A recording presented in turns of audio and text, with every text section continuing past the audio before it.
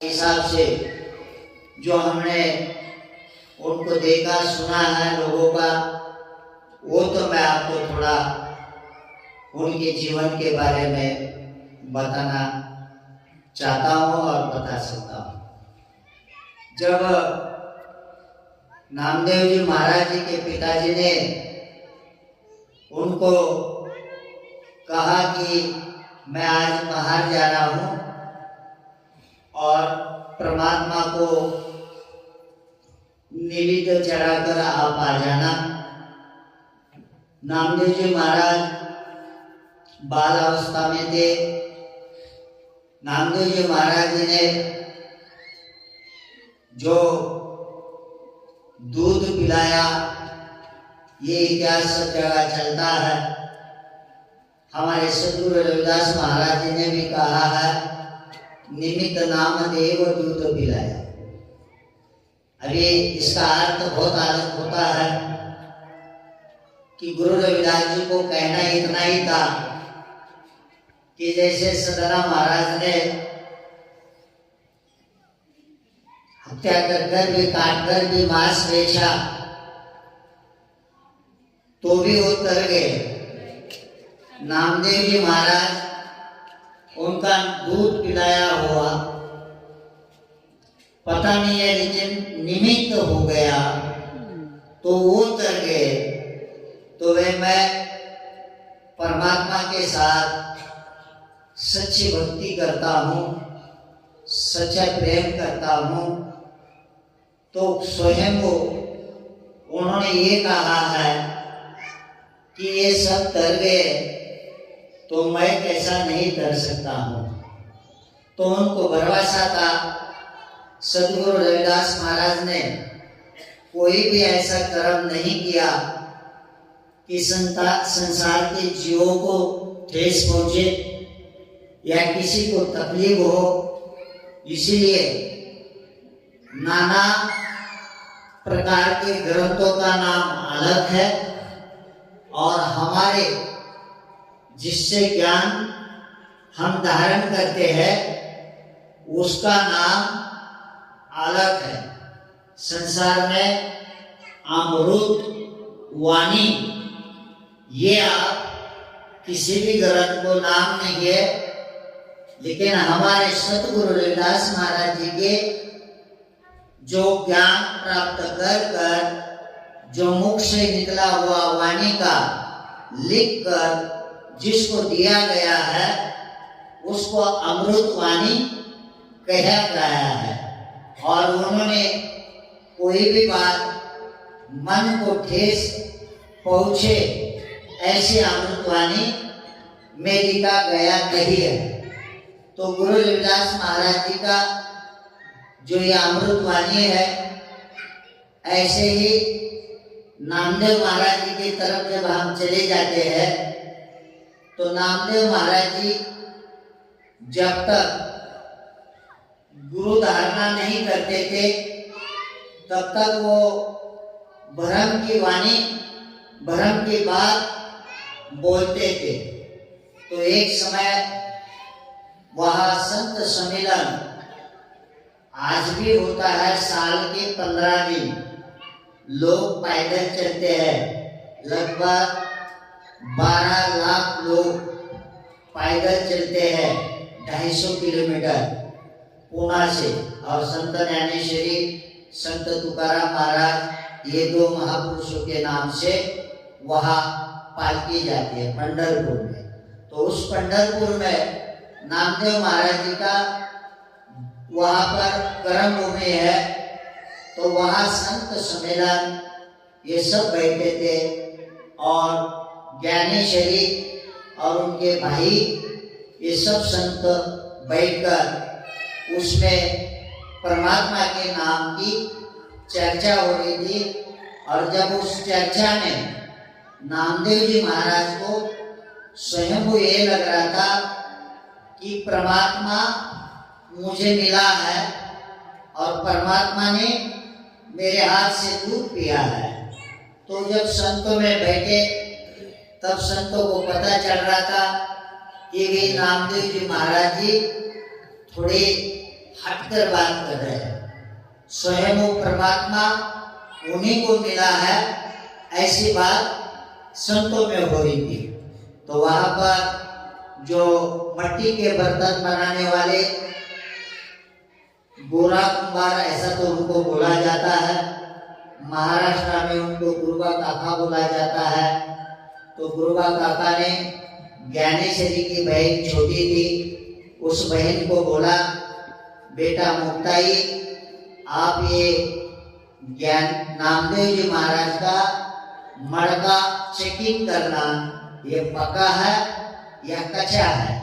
जब वो छोटी सी बच्ची ने नामदेव जी महाराज के सर पे ऐसा मारा तो उसने बता दिया कि भाई इसका मड़का कच्चा है।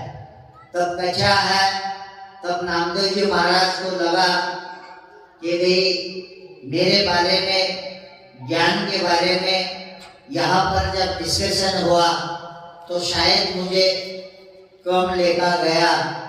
तो उस समय में नामदेव जी महाराज को संत महापुरुष ने सबने बताया कि जब तक गुरु धारणा आप नहीं करोगे, गुरु के कारण ही आपको हर चीज को, वो ज्ञान का प्राप्ति मार्ग पक्का आपको मिलेगा। तब वहां पर नामदेव जी महाराज उठकर वापिस वो, उनके गुरु का नाम आता है ईटुबा खेचर। ईटुबा खेचर बहुत बुजुर्ग थे, बहुत शरीर से उनका खून बह रहा था और शरीर से जैसे बदबू आ रही है ऐसा शरीर था। तो वो शिव के पीठ के ऊपर पैर रख के सोए थे। और जब नामदेव जी महाराज जब वो चल पड़े दीक्षा लेने गुरु से, तब उनका नाम आगे आया था। तो वहां तक उनके पास पहुंच गए तो एक छोटा सा मंदिर था, मंदिर के अंदर शिव के ऊपर पैर रख के पीठ के ऊपर वो सोए थे। तो नामदेव जी महाराज को वापिस बहुत गुस्सा आया। उन्होंने वापिस बोले, मैं जिससे गुरु दीक्षा लेना चाहता हूँ ये खुद ही भगवान के ऊपर पैर रख के सोया है। तो गुस्सा आया। तो तब बाद में ईटुबा खेचर ने परमात्मा के बारे में उनको समझाया कि परमात्मा कहाँ नहीं है, कि परमात्मा घट घट के अंदर निवास करता है, परमात्मा ऊर्जा है, पावर है। परमात्मा के बारे में जब पता चला, उनके जब दीक्षा ली, तब नामदेव जी महाराज जी की वाणी आगे ज्ञान रूप में बदल गई।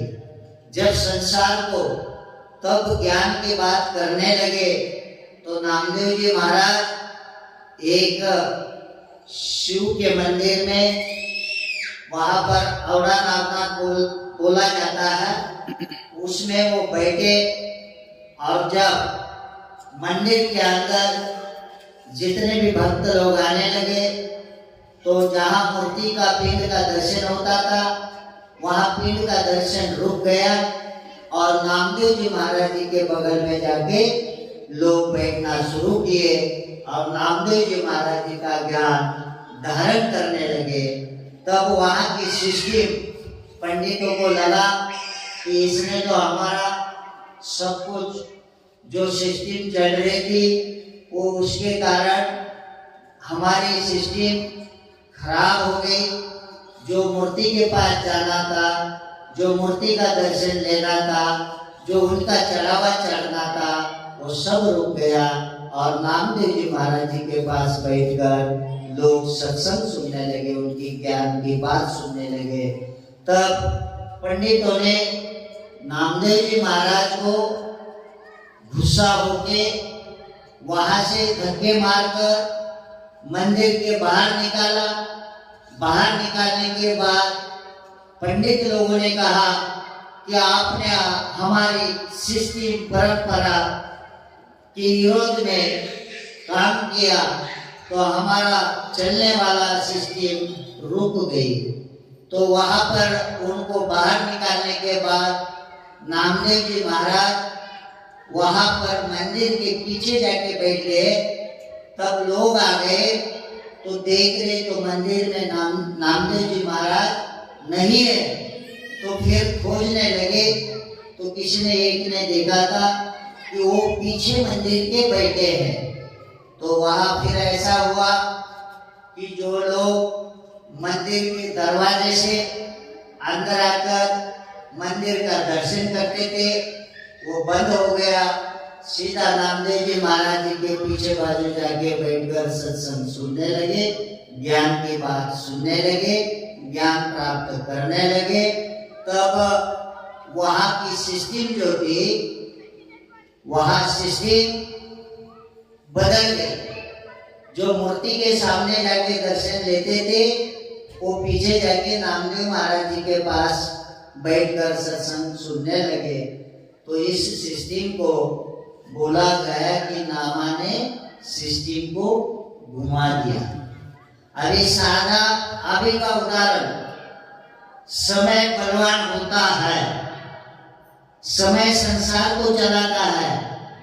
समय ऊर्जा, पावर, शक्ति, भ्रमण की ऊर्जा, ये पांच तत्व ये संसार में सारे 84 लाख निधि जनों को निर्माण करना, नष्ट करना और उनको जन्म के हिसाब से, रहन सहन के हिसाब से उनका भवसागर पार करना, ये परमात्मा का रूप है और ये समय बलवान है। अभी का उदाहरण कोरोना आया था। कोरोना में सब धर्मस्थलों के, प्रार्थना स्थलों के दरवाजे बंद हो गए थे। उसके बाद में मैं हमारे गुरु की वहां की एक सिस्टम आपको समय के कारण बताना चाहता हूं।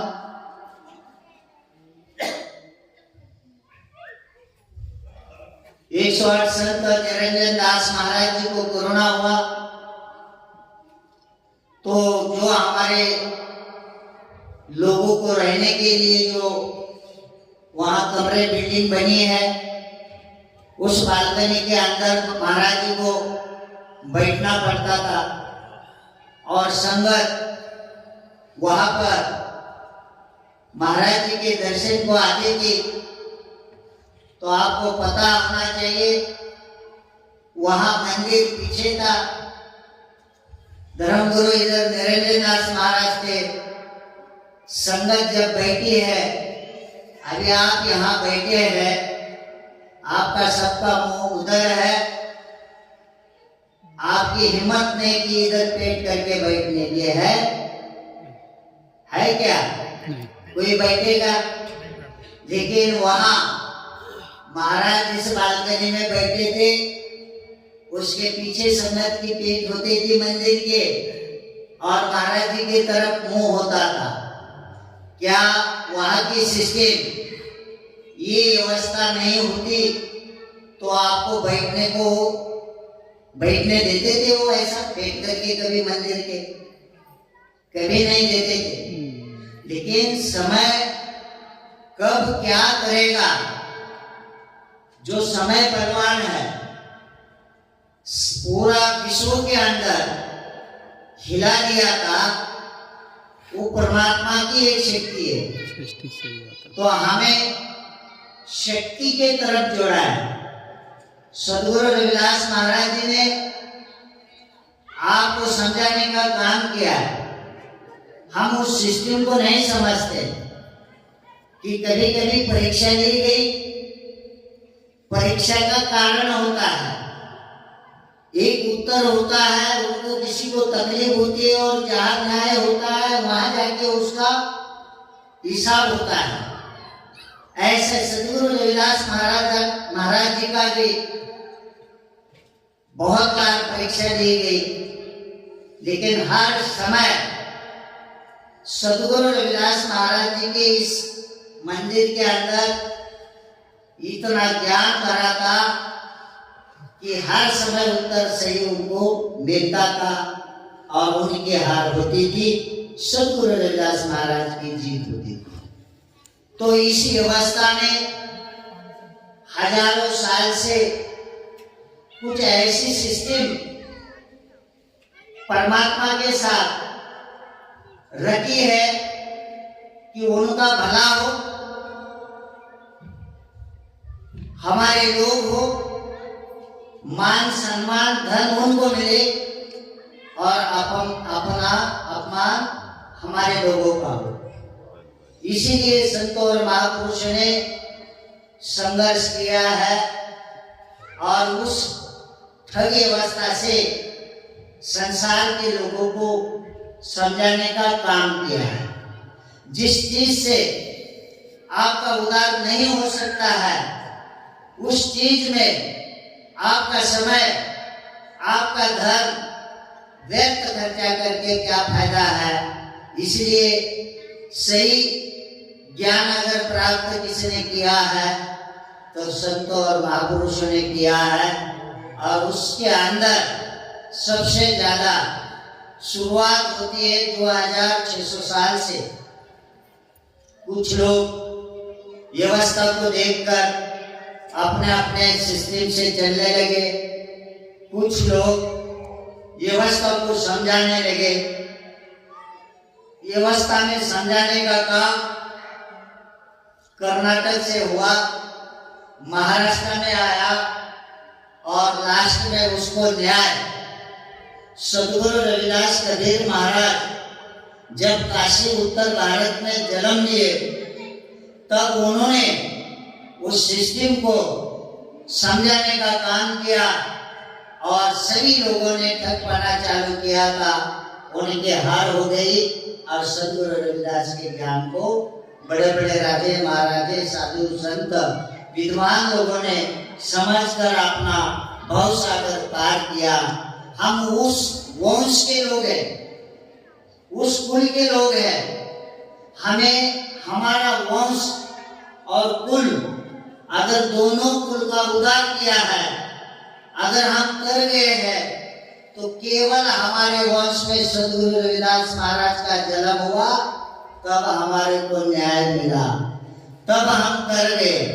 तो ये समझना हमारे लिए बहुत जरूरी है।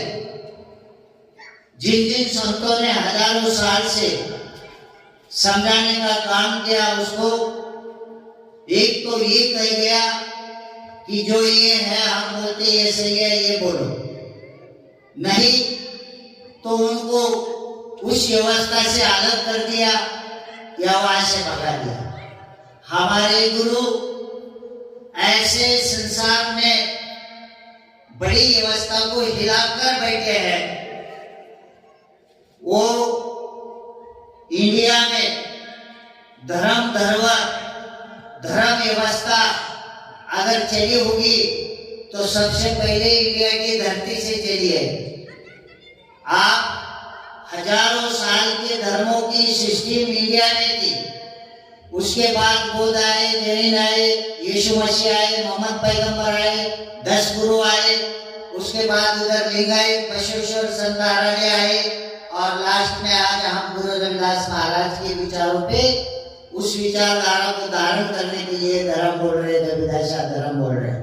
हमारे संतों ने शहीदी देने के बाद हमारे गुरुओं ने सदगुरु रविदास महाराज जी की वाणी को इतना महत्वपूर्ण दर्जा दिया कि जब तक चांद सूरज रहेगा, धरती पे मानव रहेगा, संसार में रविदास लोग हम सदगुरु अमृत वाणी से जुड़े रहेंगे।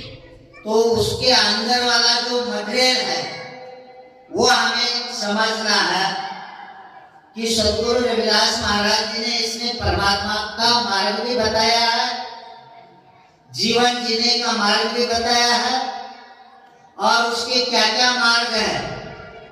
जैसे सदगुरु रविदास महाराज जी ने उनकी पूरी व्यवस्था को बोल दिया कि ये व्यवस्था में परमात्मा नहीं है।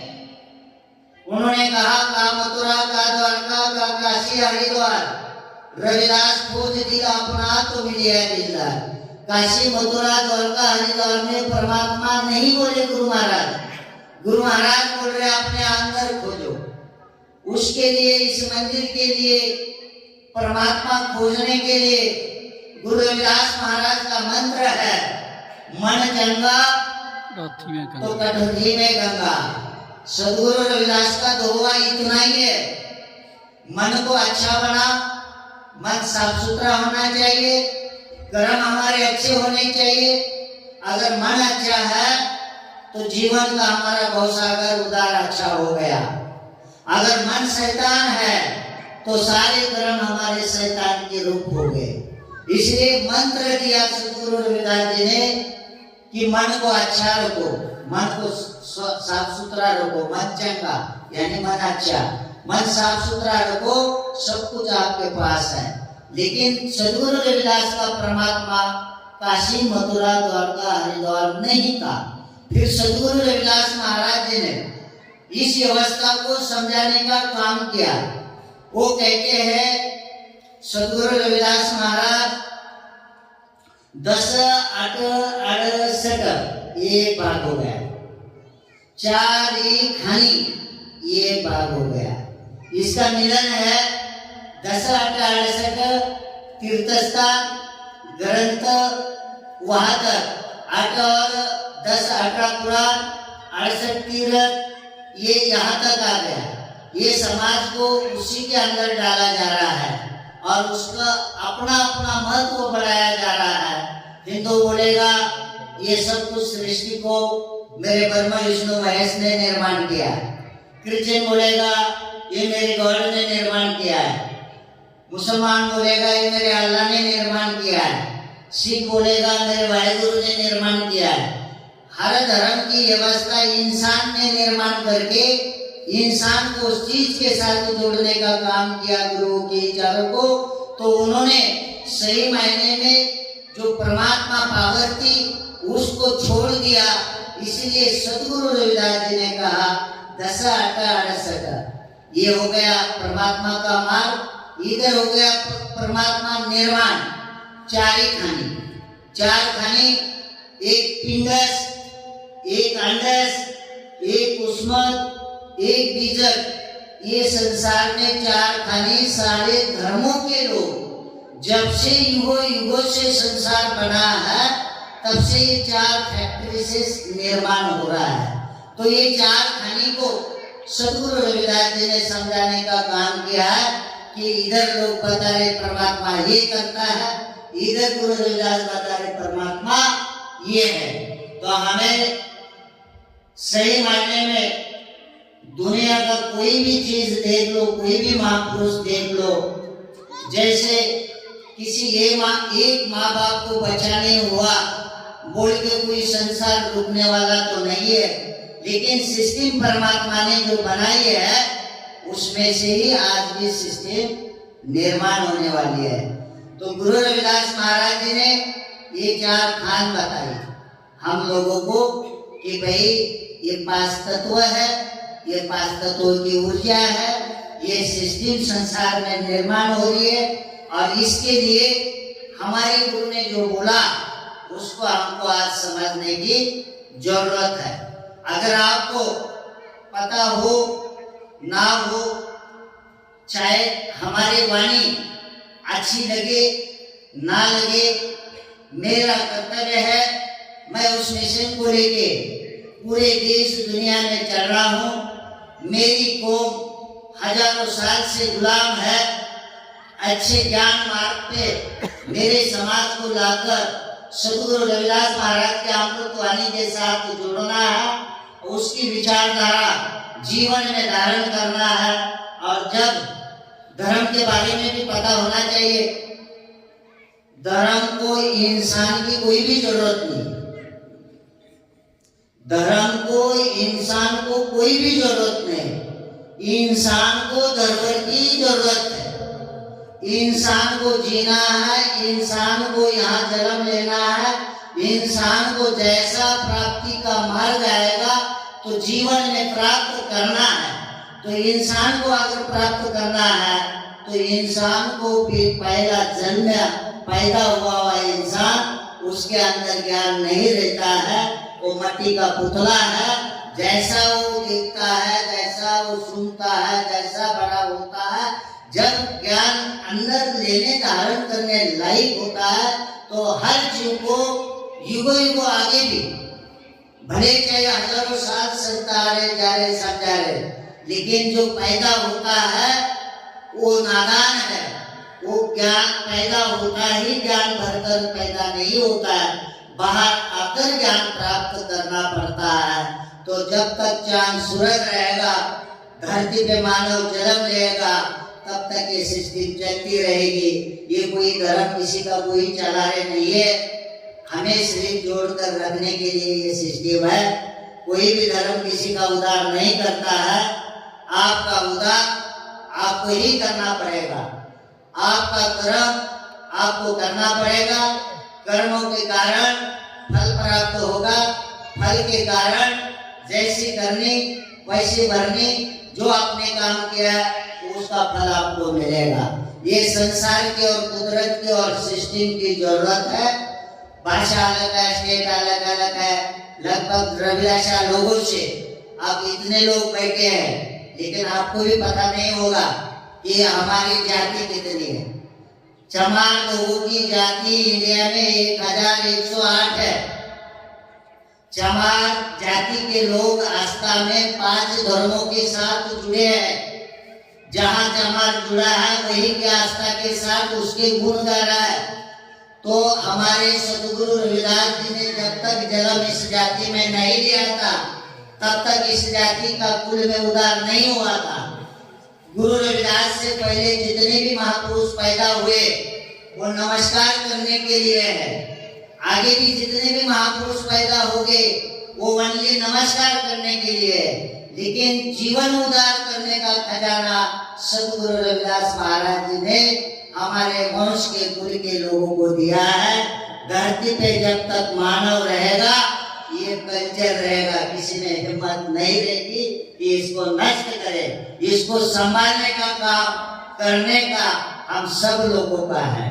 क्या 25 करोड़ लोग हम हैं, हमें एक आस्था से जुड़ना नहीं चाहिए?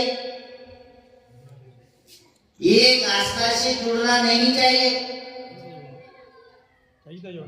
जुड़ना चाहिए। जो 5 धर्मों में हमारा समाज हजारों साल से है, उसको समझाना नहीं चाहिए?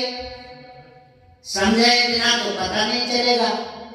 ये उसके पास विचार देने चाहिए, तब पता चलेगा, तब उसमें दिए में होता है। मैं आपको पूरे विश्व के रविदासा को ये मेरा संदेश है। भले आप किसी जगह जाओ, किसी भी आस्था में रहो, जिस दिन 100% सदगुरु रविदास जी का आपको वाणी का ज्ञान का पता चलेगा, सब छोड़ के आप सदगुरु रविदास के चरणों में आएंगे और जुड़ेंगे। समय आ रहा है, सब लोग इधर आएंगे। क्योंकि लिए में होता है कि एक उसका उदाहरण मैं आपको बताता हूँ। आप रास्ते से जा रहे हैं, एक एक्सीडेंट हुआ है, कोई ऐसा पड़ गिरा है, तो आप दूर से उसको बहुत बुरा हुआ बोल रहे हैं या मन में थोड़ा दुख व्यक्त कर रहे हैं। थोड़ा नजीक जाएंगे तो वो आपका बेटा है या आपका रिश्तेदार कोई है, तो तुरंत आपके अंदर पूरा बदलाव हो जाएगा। होता है, सच्ची बात है ना? जब आप अपना देखे हुए तो हिल जाओगे। ऐसा धर्म धार्मिक बारे में पूरे देश दुनिया में सदगुरु रविदास अमृतवाणी का प्रचार हो रहा है। मानना चाहिए सही मायने में 108 संत रामानंद महाराज को शहीदी देने के बाद उन्होंने समाज को जो जागृति दी है, अगर वो आज जीवंत रहते तो भी समाज जागरूक नहीं होता। उनके शहीदी के कारण पूरे विश्व में क्रांति हो गई और आज जिस धर्म में चमार बैठे हैं वहां चर्चा होने लगी है। अरे रविदास धर्म भी एक है, अपने गुरु